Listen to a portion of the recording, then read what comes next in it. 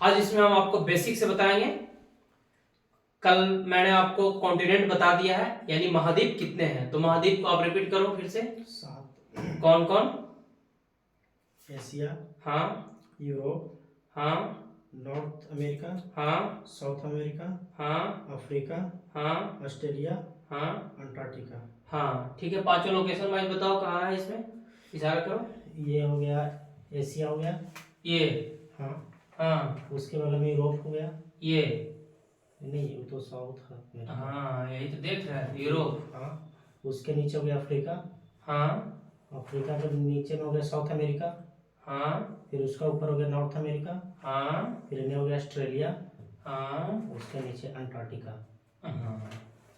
जो अंटार्कटिका है मेरे भाई, वो पूरा बर्फ में है, पूरा बर्फ से ढका हुआ है। वहां पे कोई रहना उना नहीं है। वहां पे पोलर बियर रहते हैं, व्हाइट भालू। व्हाइट भालू रहता है वहां पे। कभी गूगल पे सर्च मारना तो देखिएगा, व्हाइट भालू रहता है, बियर बोलते हैं उसे, भालू को। तो क्या जो भालू रहता है वहां पे अपने अनुकूल वहां पे वातावरण को ढाल देता है। ये साइंस का चैप्टर है कि भालू अपने वातावरण को बाहर नहीं निकलने देता है। बड़ा बड़ा बाल रहता है, वसा जो रहता है यहाँ पे, वो उसका अलग चैप्टर है, साइंस का चैप्टर है। तो वहां पे जीव जंतु रहते हैं, ऐसा बात नहीं है, लेकिन पोलर बियर रहते हैं, भालू जो बर्फ में सरवाइव कर सकते हैं। वहां पे आदमी कोई सरवाइव कर सकता है नहीं। हाँ, और वहां पे क्या है कि अपना अपना जो शोध करता है, इस भारत है, रसिया है, सब अपना शोध का मशीन लगाए हुए हैं वहां पे। शोध मतलब जैसे कि नया नया जो इम्प्लीमेंट करता है। जैसे कि वहां पे शोध करने का मतलब बताते हैं, जैसे कि अंटार्कटिका है, तो यहाँ पे देखता है कोई खनिज वगैरह है क्या, उसको पता करता है।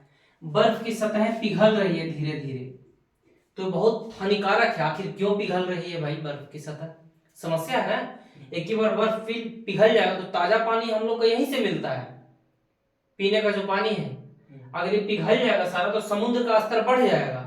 तो समुद्र का स्तर अगर बढ़ जाएगा तो ये बहुत सारे देश जो हैं, जैसे कि मेडागास्कर हो गया, मालदीव हो गया, ये सब देश डूब जाएंगे, क्योंकि समुद्र में देश बसा हुआ है। ये सब सब समुद्री, श्रीलंका सब समुद्र में है, ये समुद्र में देश है। कहीं कहीं समुद्र में क्या हुआ है कि स्थल बन गया, जमीन हो गया है। जैसे कि ज्योग्राफी का चैप्टर है कि ज्वालामुखी फटता है तो क्या, जब प्लेटें बाहर ऐसे मतलब बाहर की ओर खसकती है तो नीचे से निकलता है मैग्मा, और ऊपर आकर बन जाता है लावा, और वही ठंडा होकर चट्टान बन जाता है, वही फिर पृथ्वी हो गया। बहुत सारा ऐसे बताएंगे कि पृथ्वी कैसे बना, पृथ्वी पर जीव कैसे आया, सब ज्योग्राफी का चैप्टर है। तो फाइनली यहाँ पे हम आपको बता रहे थे कि पृथ्वी पर महासागर कितने हैं। तो यहाँ देखना है कि महासागर कितने हैं, 4 है। अब कौन कौन है, तो देखिए ये हो गया हमारा सबसे पहले पैसिफिक ओशियन। पैसिफिक ओशियन मतलब प्रशांत महासागर। इधर भी प्रशांत महासागर है और इधर भी प्रशांत महासागर है। अब आपके दिमाग में आ रहा होगा कि भाई इधर भी प्रशांत महासागर है, इधर भी प्रशांत महासागर है, ऐसा कैसे है? नहीं, ये हमारा पृथ्वी है, ठीक है। एकदम पृथ्वी है, 13.5 डिग्री पर झुका हुआ एकदम ये पृथ्वी है। पृथ्वी अपना चक्कर कैसे लगाती है, पश्चिम से पूरब की ओर। यही कारण है कि दिन रात मौसम परिवर्तन होता है, दिन रात होता है, परिक्रमण एक परिभ्रमण होता है, रोटेशन और रिवॉल्यूशन। तो यहाँ पे हम बता रहे हैं कि पैसिफिक ओशियन, तो ये हमारा पृथ्वी है। अब पृथ्वी तो ये है ही, ये मान लें कि पूरा पृथ्वी है। पृथ्वी के चारों ओर समुद्र है, चारों ओर समुद्र है। सिर्फ क्या किया गया है कि पृथ्वी है जो मेरे भाई, ये पृथ्वी मान लिए ये, ठीक है। अब इसको पढ़ने के लिए क्या किया गया, ऐसे खोल दिया गया है पृथ्वी को। हाँ, तो इसको समेट दे तो ये पृथ्वी हो गया।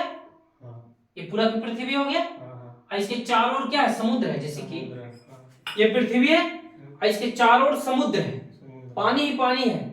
अगर पृथ्वी से तुम जाओगे तो यहाँ पे गए तो भी समुद्र, यहाँ पे से चारों ओर समुद्र है। सिर्फ अब क्या किया गया है, इसको पढ़ने के लिए ऐसे खोल दिया गया है। तो सेम यहाँ पे पढ़ने के लिए ऐसे खोल दिया गया है। तब खोल दिया जाएगा तो ये हाथ तो हमारा जो सटा हुआ है, लेकिन इसको खोल दिया तो ऐसा हो गया कि नहीं। तो सेम एकदम ये पृथ्वी है और इसको खोल दिए तो ये है ही प्रशांत महासागर, तो इसको बोलते हैं प्रशांत महासागर। समझ में आया या नहीं? आ गया या नहीं? नहीं, आ गया समझ में। आ गया।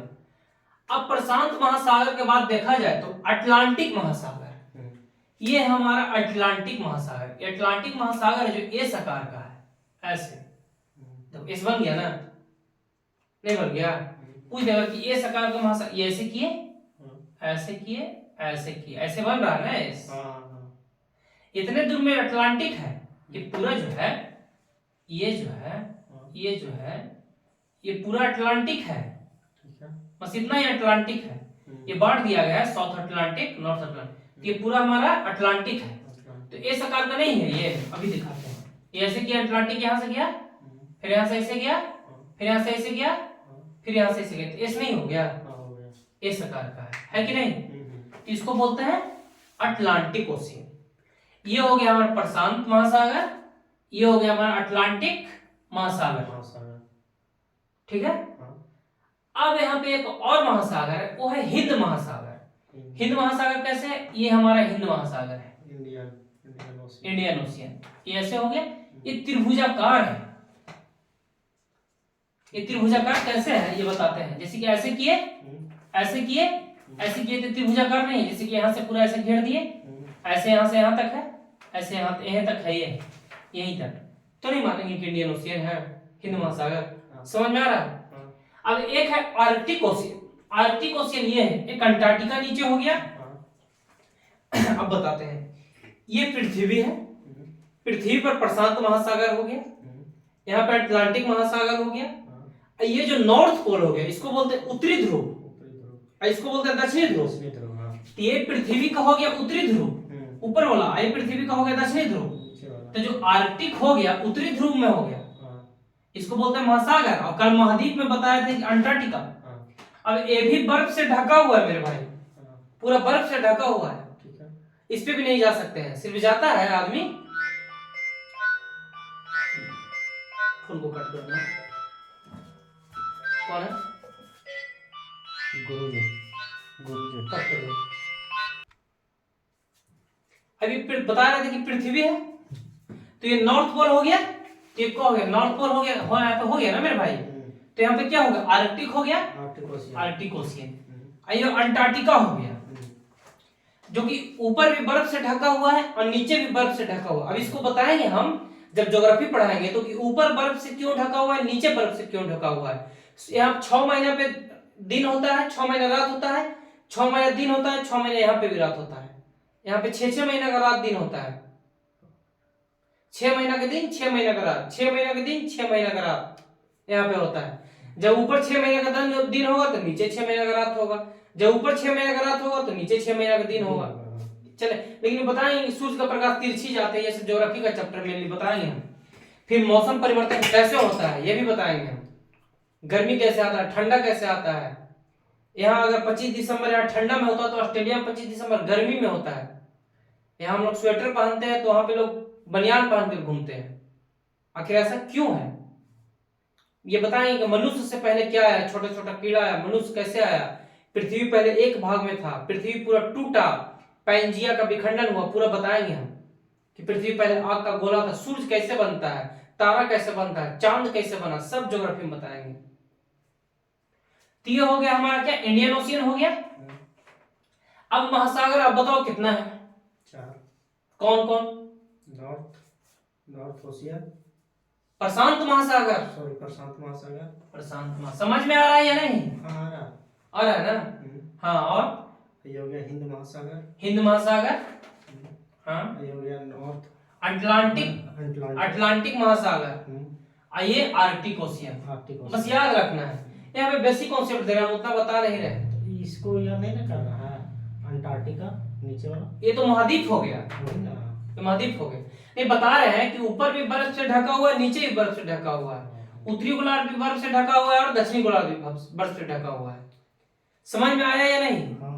आया ना? हिचकिचाना नहीं है ना, लेकिन मेनली ज्योग्राफी का चैप्टर है, लेकिन थोड़ा थोड़ा हम बता देते हैं। कल बताएंगे कि मेडिटेरियन सी बोलते हैं, फारस की खाड़ी बोलते हैं, कल बताएंगे हम, इसका यूज होगा जो चलते बता रहे हैं। ठीक ठीक।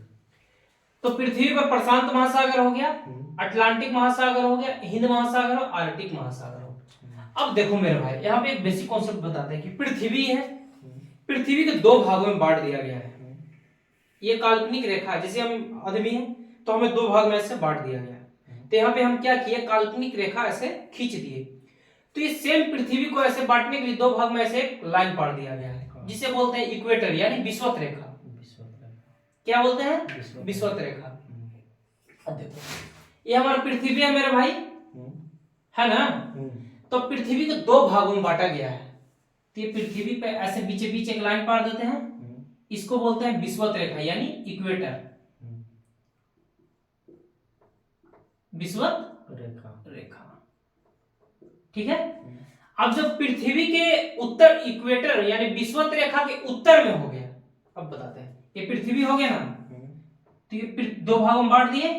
तो एक मैप में नक्शा जानते होगे कि ये इक्वेटर हो गया यहाँ से, सेम यहाँ से, तो जो ऊपर में होगा इसको नॉर्थ बोलते हैं, नीचे में होता है उसको साउथ बोलते हैं, इधर ईस्ट बोलते हैं, इधर वेस्ट बोलते हैं। ठीक है। तो जो इक्वेटर यानी विषुवत रेखा पृथ्वी के दो बराबर भागों में बांट रही है, इसको याद रखना है कि यह विषुवत रेखा मेरे भाई जो पृथ्वी के दो बराबर भागों में बांट रही है। अब जो ऊपर की ओर हो जाएगा इक्वेटर, विषुवत रेखा के ऊपर हो जाएगा नॉर्थ, और जो विषुवत रेखा के नीचे हो जाएगा ये हो जाएगा साउथ। और समझ पा रहे हो ना। आइए हो गया आपका ईस्ट, आइए हो गया वेस्ट। तो सेम यहाँ पे देखना है कि जो ऊपर हो गया मेरे भाई नॉर्थ, नीचे हो गया वो साउथ, इधर हो गया ईस्ट, इधर वेस्ट। बात समझ पा रहे हो, इतना तक समझ गया। हाँ, तो यही कॉन्सेप्ट समझाना था मुझे। अब जो उत्तरी गोलार्ध है, पृथ्वी का उत्तरी गोलार्ध है, तो पृथ्वी का जो उत्तरी गोलार्ध है वहां पे 60.7 मतलब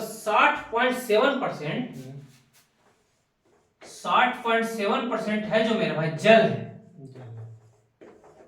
उत्तरी गोलार्ध में। पृथ्वी पर मात्र हम लोग 1% पे रहते हैं। बताएंगे कि पृथ्वी का 3 भाग है, क्रस्ट, मेंटल कोर। जब पृथ्वी के अंदर जाएगा तो पूरा आग का गोला है, पूरा धधकता हुआ 33 किलोमीटर जाने के बाद पूरा आग का गोला है।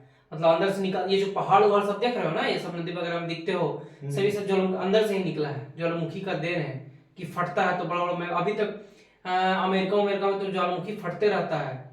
अगर ज्वालामुखी फटता है तो यहाँ से तुम्हारा ना गया हुआ तक मतलब बहुत ज्यादा, पटना तक, मतलब पूरा दिल्ली में अगर देखा जाए तो उधर मुखर्जी नगर, करोड़, नोएडा सबको कवर कर देगा पूरा दिल्ली। इतना देर तक वो मतलब उसका जो लावा दूर तक जाता है, ऐसे जब भवकता है। तो सब ज्योग्राफी का चैप्टर में भी थोड़ा सा टफ सेशन है लेकिन आसान कर देंगे हम। तो ये नॉर्थ पोल हो, ये नॉर्थ हो गया उत्तरी गोलार्ध, और ये दक्षिणी गोलार्ध। तो जो उत्तरी गोलार्ध में है 60.7% क्या है, जल का मात्रा है, और दक्षिणी गोलार्ध में 80.9% जल का मात्रा है। बात समझ पा रहे हो ना। अब पृथ्वी पर उपस्थित जो जल की कुल मात्रा है, इतना मान लिया जाए पृथ्वी को ये 100% मान लिए। अब पृथ्वी पर जो 100% में मात्र 97.5% है, 97.5% जो है महासागरों का जल से घिरा है। महासागर का जल पीने लायक नहीं होता है, नमकीन होता है। कभी समुद्र में गए होगे तो पूरा खारा होता है। हम बताएंगे कि आखिर समुद्र का पानी खारा क्यों होता है, चापाकल का पानी खारा क्यों नहीं होता है, चापाकल का पानी क्यों पीने लायक होता है, समुद्र का पानी क्यों नहीं पीने लायक। एक शायर जो बड़ा कहता है, फंस जाता है। जब पहले के जमाना में स्टीमर इतना थोड़ी चलता था, जब नाव अपना लेकर जाता है तो उसका जो पानी रहता है पीने लायक खत्म हो जाता है। तो नाविक कहता है कि चारों ओर पानी ही पानी, क्योंकि समुद्र में चारों ओर पानी ही पानी है मेरे भाई, चारों ओर पानी ही पानी, लेकिन पीने को एक बूंद पानी नहीं। चारों ओर पानी ही पानी है लेकिन पीने को एक बूंद पानी नहीं। तो बस यही है। तो 97.5% है जो महासागरों के जल से घिरा है, और 2.5% जो है मात्र मीठा जल, वही पीने लायक है। यहीं से तो मीठा जल आता है मेरे भाई। हाँ, अब बताएंगे कि एक कॉन्सेप्ट जानते होंगे कि गर्मी में अगर पानी हम चापाकल चलाते हैं, नल चालू करते हैं तो पानी ठंडा निकलता है, और ठंड में पानी गर्म निकलता है। आखिर क्यों निकलता है, कुछ तो रीजन हो, इसका भी कंसेप्ट हम बता देंगे। तो धीरे धीरे धैर्य रखना है। तो आज का सेशन आपका समाप्त हुआ, लेकिन अभी पूछते हैं फिर से, अभी क्लास नहीं बंद होगा, यहाँ पे रिवाइज सेशन चलेगा। ये कौन सा गोलार्ध हो गया, इक्वेटर के ऊपर यानी विषुवत रेखा के ऊपर, इधर इधर हो गया अंटार्कटिका। South, sorry, south. उत्तरी गोलार्ध और दक्षिणी गोलार्ध। ये वाला पूछ रहे थे। कोई बात नहीं, रटना नहीं है। ठीक ठीक। दिमाग हम समझ नहीं। दिमाग में रखना। थोड़ा सा इंग्लिश ज्योग्राफी में हम ज्यादा इकोनॉमी में यूज करते हैं। नीला नहीं इसका उसका। हाँ, थोड़ा सा ज्योग्राफी और इकोनॉमी में हमारा इंग्लिश मीडियम हो जाता है। ठीक ठीक। तो कोई बात नहीं, लेकिन हिंदी में बोलेंगे यहाँ पे ज्यादा। तो ये जो इक्वेटर यानी बहुत सारा इक्वेटर हम बताते हैं कि इक्वेटर बहुत सारा ऐसा जो लाइन है जिससे होकर गुजरता है, यानी विषुवत रेखा। ठीक है।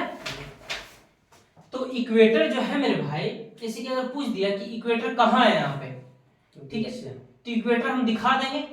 ये इसको इक्वेटर को बोलते हैं, एक मिनट, इक्वेटर, ये इक्वेटर हो गया एकदम, यहाँ पे लिखा हुआ है इक्वेटर।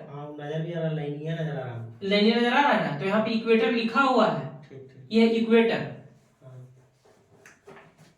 और इसके ऊपर जितना भी देश हो गया नॉर्थ, उत्तरी गोलार्ध। और इधर हो गया दक्षिणी गोलार्ध। अगर भारत आपसे पूछ दिया जाए कि भारत कौन सा गोलार्ध में, तो भारत यहाँ पे है मेरे भाई, उत्तरी गोलार्ध में। और इधर हम बताए थे ईस्ट, और इधर बताए थे वेस्ट। तो भारत अगर पूछ दे तो उत्तरी पूर्वी गोलार्ध में। बस समझ पा रहे हो ना। तो ये नॉर्थ हो गया, और ये साउथ हो गया। अब जो महासागर है, कितने महासागर हैं? 4। कौन कौन? प्रशांत महासागर। ये प्रशांत महासागर आपका हो गया। अब देखो मेरे भाई, अब कैसे महासागरों की संख्या बढ़ जाएगी। ये प्रशांत महासागर यहाँ पे हो गया, तो इसको नाम धर दिया गया उत्तरी प्रशांत, इसको धर दिया गया दक्षिणी प्रशांत। ठीक है। नॉर्थ अटलांटिक, साउथ अटलांटिक हो गया कि नहीं? उत्तरी हिंद महासागर, दक्षिणी हिंद महासागर। ये तो जनसंख्या हमारे हाथ में बढ़ाने का हो गया ना। तो बस अगर कोई पूछे तो कंफ्यूज नहीं होना है। ये सब आपका जो चपरासी खलासी का एग्जाम है, इसमें ज्यादा पूछेगा उत्तरी और दक्षिणी। यूपीएससी बीपीएससी में कभी नहीं पूछता, मात्र 4 महासागर को जानता है और बाकी नहीं जानता है वो। तो एग्जाम पे डिपेंड करता है, लेकिन हम हर एग्जाम को यहाँ पे लेके चलेंगे। ठीक है ना। तो हम आपको बताए थे कि ये इक्वेटर हो गया मेरे भाई, नॉर्थ हो गया और ये साउथ हो गया। ठीक है। ये नॉर्थ हो गया, ये साउथ हो गया, ये अटलांटिक हो गया, पैसिफिक हो गया, ये हिंद हो गया, और ये आर्कटिक हो गया। याद हो गया ना? या कोई कंफ्यूजन? बंद कर दो।